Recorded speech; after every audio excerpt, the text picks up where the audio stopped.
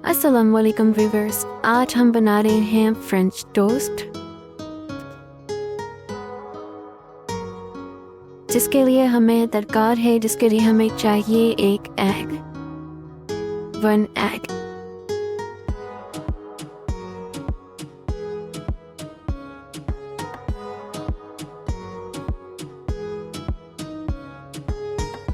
Sugar to taste,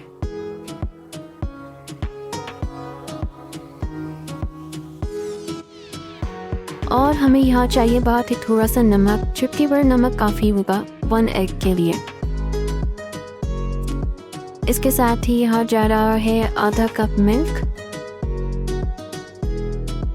और हमने बस अब इसको कर लेना है बहुत अच्छी तरीके से बीट, बहुत अच्छी तरीके से हमने इसे बीट कर लेना है। यहाँ बर्तन आप थोड़ा खुला लें ताकि हम जो आगे ब्रेड इसमें डिप करेंगे, कोट करेंगे, ब्रेड की इसमें कोटिंग करेंगे, तो वो हमारे लिए आसानी रहेगी। तो यहाँ हम अच्छी तरीके से बीट कर लेंगे एग के मिक्सचर को।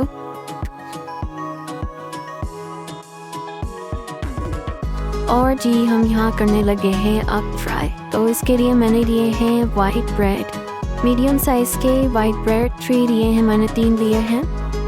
और बस मैं यहाँ कर लूँगी ग्रीस अपने पैन को, अपने फ्राई पैन को या तवे को जिस पे आप कर रहे हैं। और यहाँ पे आप ये भी कर सकती हैं जिस तरीके से जो भी आपके पास अवेलेबल हो, बटर हो, घी हो, ऑयल हो, जो भी आपके पास अवेलेबल हो उसमें आपने यहाँ पे इस तरीके से एक टोस्ट को ले लेना, एक ब्रेड को ले लेना, ब्रेड के स्लाइस को इस तरीके से इसको आपने बीट कर कोट कर लेना, और कोट करके आपने इसको फ्राई पैन पर डालना है, और फ्राई पैन पे या तवे पर डाल के आपने इसको फ्राई कर लेना है।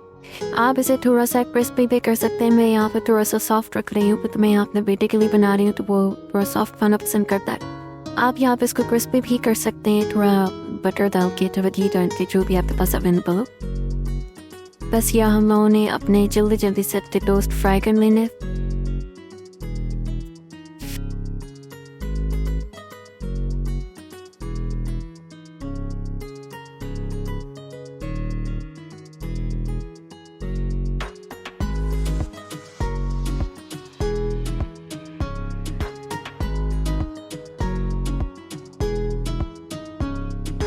यहाँ पे मैंने हाफ कप दूध, ये हाफ कप से थोड़ा सा ज़्यादा, मैंने हाफ कप दूध के साथ एक अंडे के साथ मैंने यहाँ पे 3 मीडियम साइज़ के टोस्ट फ्राई कर लिए हैं।